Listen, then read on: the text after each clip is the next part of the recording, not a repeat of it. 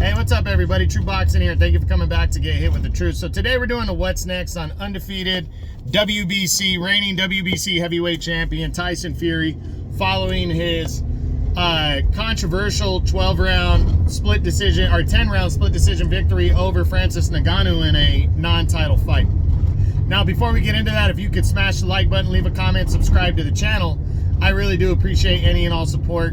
Just real quick, guys, I want to mention again, if you've been watching my recent videos, a couple weeks ago I asked you guys to help me get to 600 subscribers by the end of the year. I'm already at 613 or 610, something like that, and it's barely fucking November 13th. You guys are awesome. I really do appreciate the support, and I love that you guys dig what I'm doing. I really love this stuff, and love talking boxing, and I appreciate, all the support. Thank you. Now back to Fury. Fury, again, as I said in the recap from this fight, I feel like he was overlooking Ngannou, and maybe Ngannou was better than we thought. But also, guys, in the heavyweights, anything can happen. You can land a lucky punch, or you can, fight better than expected based on power that you bring into the table, or based on a lot of different things. So the bigger you get, the heavier the punches are. And now, I'm surprised by the performance, but I really believe Tyson Fury, with the projected, the proposed undisputed title fight with Alexander Usyk being there, and already having a tentative date heading into it for December 23rd, I think Fury was totally just looking past Ngannou, saying, this is just a big time payday. I'm gonna win this fight easy. And you can't have that mentality against anybody, especially when it's a legitimate fight.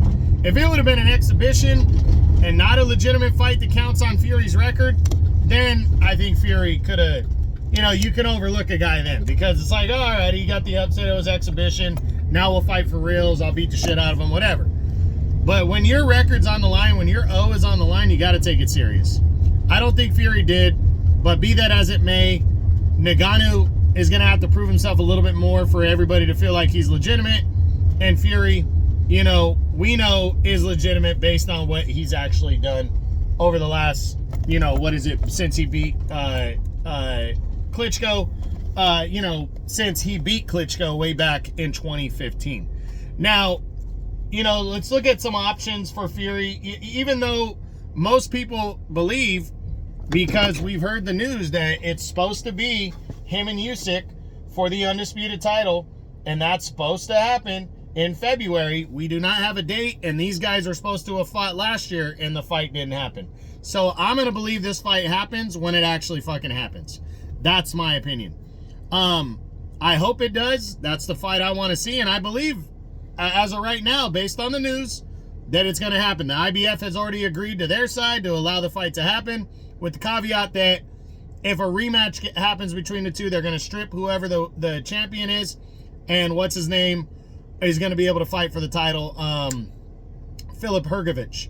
But just in case this fight does not happen, let's see what the options could be for Fury following the fight with Ngannou. If the fight with Usyk doesn't happen, we're gonna look at the other options. First off, a rematch with Ngannou, I think, might be the front runner to land a fight with Fury if it doesn't happen. And this time it might be for the title if Fury and Usyk doesn't happen. So I think there's a very good chance that Fury could rematch Ngannou for the legitimate WBC belt. Then we look at Deontay Wilder, a fourth fight with him. I never rule that fight out, just because the last fight was so competitive. It was so good. Both guys have already said they would do it, and now Wilder's he could be returning December 23rd on that card that Fury was supposed to fight Usyk, to fight Joseph Parker. And if Fury likes what he sees in that, and the Usyk fight falls through, I mean, I wouldn't be surprised if he chooses Wilder, but I don't think he will. I think Wilder needs to beat somebody like Anthony Joshua or Andy Ruiz to make that fight bigger with Fury for a fourth time. So I'm not going to say that. I don't think Wilder would be the guy, but he could be, but I don't think so. Then Anthony Joshua. If the fight with Usyk falls through and he can't get Ngannou and Joshua beats Otto Wallin on December 23rd, because that's been proposed, I think this fight is always possible because it's such a big money-making fight in the United Kingdom and really the worldwide. I think Saudi Arabia would pay a shitload of money to see Fury and Joshua, so I could see this one happening. Zhilei Zhang. Absolutely think this fight's possible if the fight with Usyk falls through.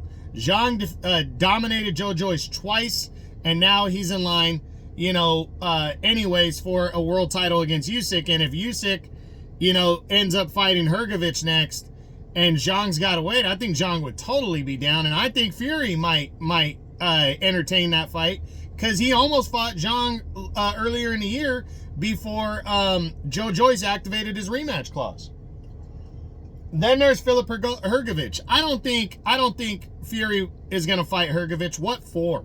I mean, maybe to unify the WBC and the WBC and title with him, but I honestly just don't see it. Then Joe Joyce, a rematch or a third, a fight with Joe Joyce. No way. I don't think that one happens at all. I don't think he would entertain it at all. Andy Ruiz Jr. next, the former unified heavyweight champion. Absolutely could see this one. I think that one's got strong legs to it. I could see that fight taking place because Andy Ruiz is a big name. Luis Ortiz, he won't entertain. He already knocked out Dillian White, and Daniel Dubois is coming off of a loss. I think Fury, the options are limited, but I think it comes down to Ngannou. I think Anthony Joshua, Deontay Wilder are on kind of that second rung. And then there's guys like Zhilei Zhang and Andy Ruiz. I think those 5 guys, if the Usyk fight doesn't happen, we're going to see Tyson Fury fight one of those 5 guys next. But I do believe it's going to be Usyk. I am making that prediction. I think it's going to be Usyk, and I think it's going to be for Undisputed. So hopefully that's what we get to see. And I hope you enjoyed the video. This has been the What's Next on the undefeated and reigning WBC champion, Tyson Fury. If you enjoyed the video, smash the like button, leave a comment, subscribe to the channel. This is True Boxing. You've been hit with the truth.